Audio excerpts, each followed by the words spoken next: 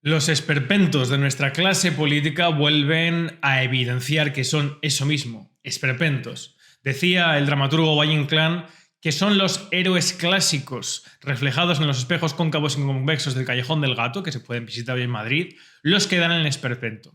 Pues bien, estas personas que van de líderes, que van de jefes adalides de la democracia, la moralidad, el progresismo, la ayuda social, etcétera, etcétera, como en su esencia, en su fundamento, no hay nada heroico ni que esté dirigido realmente a aquello que dicen perseguir, no son más que carcasas, que dibujos, personajes arquetípicos deformados por su propia caricatura construida desde ellos mismos, por eso son esperpertos. En este caso, Yolanda Díaz y Pedro Sánchez, con el tema de la reducción de vuelos cuando la alternativa ferroviaria sea de menos de 2 horas y media. Y hago esta pausa para explicar esta medida que ha dado tanto que hablar en las últimas horas, porque ni siquiera su promotora, Yolanda Díaz, ha sabido explicarla correctamente.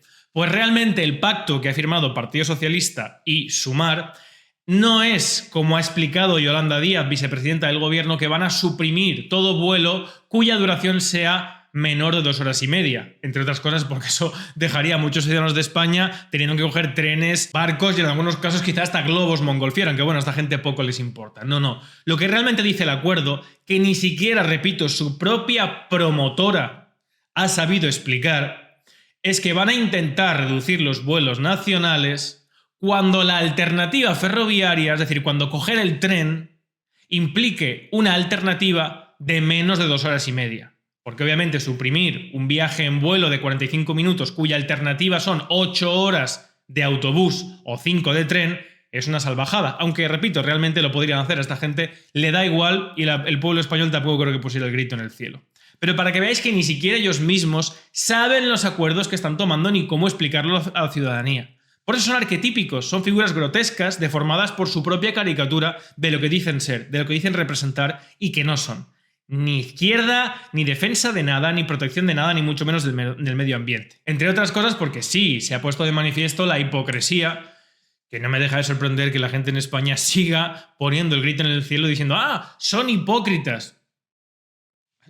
Ante lo que pasa todos los días en el Congreso, si leyeran el boletín oficial del Estado, cómo funcionan los partidos políticos o cómo actúan entre lo que dicen y realmente luego lo que hacen, creo que nadie se sorprendería ya en este país porque está fundamentado y construido en su texto constitucional, Constitución del 78, en la pura hipocresía. Porque sin hipocresía no hay corrupción, que es el factor de gobierno de este estado de partidos. Pero sí, lo que más ha llamado la atención es que evidentemente la clase política utiliza jets privados, el Falcon, aviones en primera clase, no solamente para visitas institucionales, sino para irse de vacaciones, como la señorita Irene Montero con Pam y compañía a New York, que es el viaje arquetípico vacacional de las clases menos pudientes y además allí se puede descubrir, tal y como hicieron ellas, en hoteles de 5 estrellas y por todo lo alto, pues conectar con sus bases sociales y de acuerdo con el modelo de vida que ellos dicen defender. Disculpar si el vídeo ahora mismo derrocha una ironía, pero efectivamente,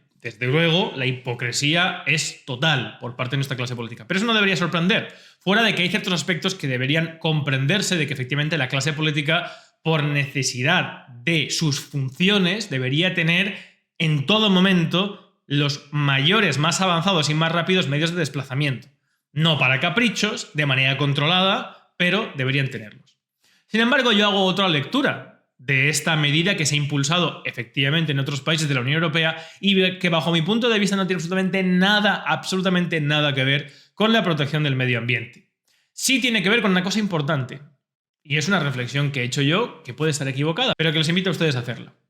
Fíjense, las personas millonarias o multimillonarias cuando quieren desplazarse cogen un jet privado o cogen un helicóptero.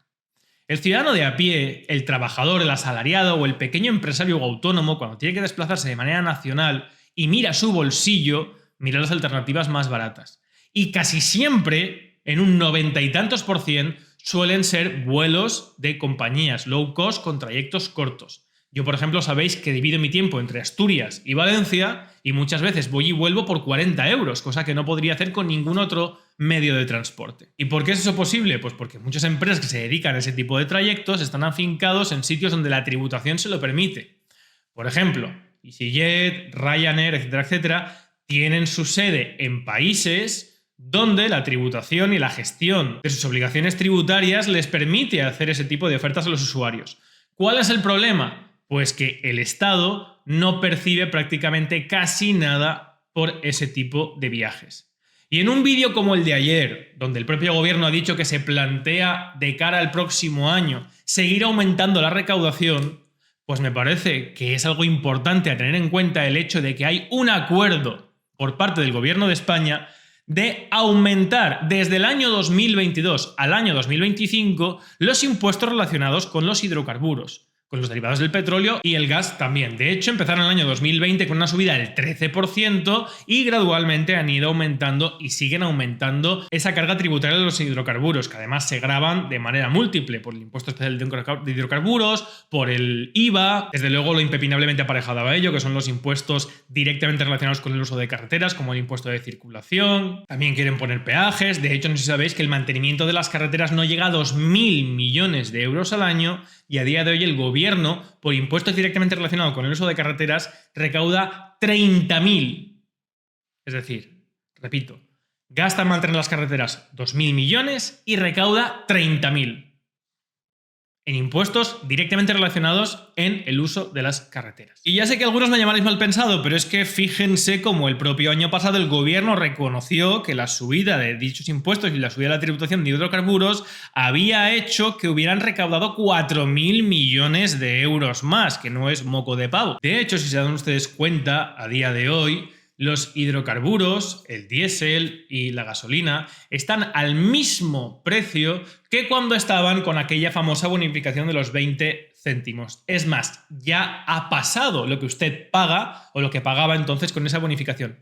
Pero ustedes y yo, de alguna manera, ya nos hemos acostumbrado a ver el litro a más de 1,50. A pesar de que el gobierno haya comprado, por ejemplo, diésel ruso a través de Marruecos, etcétera, etcétera. Pero básicamente, en definitiva, cuando usted cubre un trayecto con un vuelo corto, si lo hace con cierta previsión de tiempo, el que va a ganar en primer término es usted, porque siempre va a pagar menos que desplazándose con un vehículo a motor, con un coche, o con un tren, porque suele ser mucho más caro. Pero es que además de eso, el gobierno no gana casi nada o incluso a veces nada. En cambio, si usted utiliza el tren, cuyas empresas están afincadas en España, tributan en España, o coge un vehículo de combustión interna o a motor, va a tener que utilizar un coche con todos los impuestos que eso conlleva y que necesita, va a tener que consumir hidrocarburos con toda la subida de impuestos que estamos viendo y que está haciendo que el gobierno tribute y recaude más, etcétera, etcétera. Y ese es al final el quid de la cuestión de esta medida y de muchas otras que se están impulsando, como explicaba en el vídeo de ayer, en definitiva para que los ciudadanos sigamos pagando lo que el sistema corrupto monetario y bancario de la Unión Europea no puede seguir sin poner en riesgo su propia supervivencia, que es imprimir dinero como si fuera confeti y esperar que aquí no pase nada. A los políticos españoles poco les importa, e independientemente del partido que sean, que usted, para una alternativa de un viaje, tenga que gastarse más o menos, con el pretexto de que está salvando el planeta, como todos los consagrados principios de la famosa Agenda 2030 están dirigidos a una finalidad política y sobre todo económica. Y en este caso, pues espero que esta reflexión haya servido para muchos de ustedes, obviamente sumado a la lógica y visible hipocresía de la clase política española con el uso del fancol, con el uso de los asientos en primera clase en aerolíneas, etcétera, etcétera. Nada más, espero que les haya parecido interesante el vídeo, compártanlo si les ha parecido útil la reflexión. Salud y libertad colectiva.